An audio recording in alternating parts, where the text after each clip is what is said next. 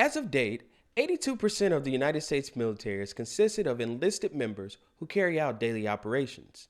The other 18% are military officers, often seen as management. But tell me, what does it mean to be an officer? See, we'll talk more about that in today's video. But remember, this information is for official use only. Squad, get the mob, it ain't no sobbing when we come up. If I want it, then I got it, ain't no problem for us young bucks. Standing on the couch, popping bottles till they empty. Tugging on my Louis, baby girl trying to tempt me. Leaving out the club, told me. Welcome back to the channel. You are now talking with Captain Mashua T. Knox II. And I'm so excited to have you here again, or for the first time. Since this is my first video for and with you, I want to establish some things I want to do at the top of each video. They're going to be action items. And I think you already know what they are. Like, share, subscribe. Say it with me. Like, share, subscribe. Like, share, subscribe. Okay. Anyways, like, share, subscribe, because it's important to get this information out there. Even if it's not useful for you, it's helpful to me, and it may be helpful for somebody else. So what is an officer? See, that's something that's not easily put. But what I will do today is attempt to answer that for you. I'll start by giving you the history of how an officer even came to be. I'll list a few of the requirements in order to become one. And then lastly, I'll give you my personal charge of what I believe an officer to be. So, starting with the history. During the Constitutional Convention of 1787, the framers likely acknowledged the need to vest the power to grant commissions solely to the executive branch, because this solution was present in the first draft that summer.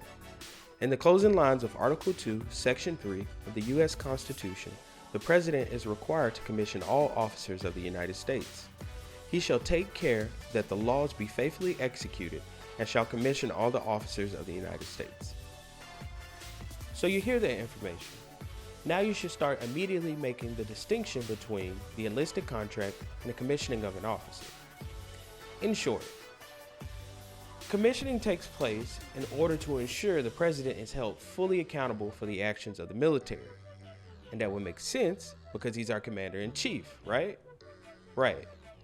Now, a few requirements in order to become an officer.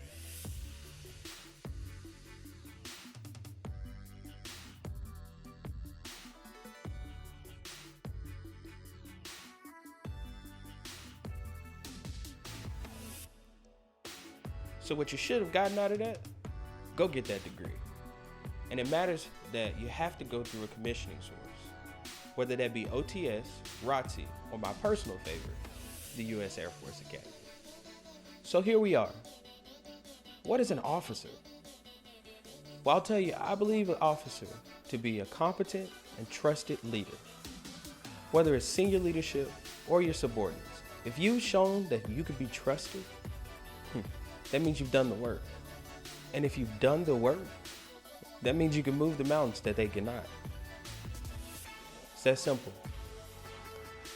An officer is a trusted leader commissioned by the President of the United States in order to uphold the goodwill of the U.S. military.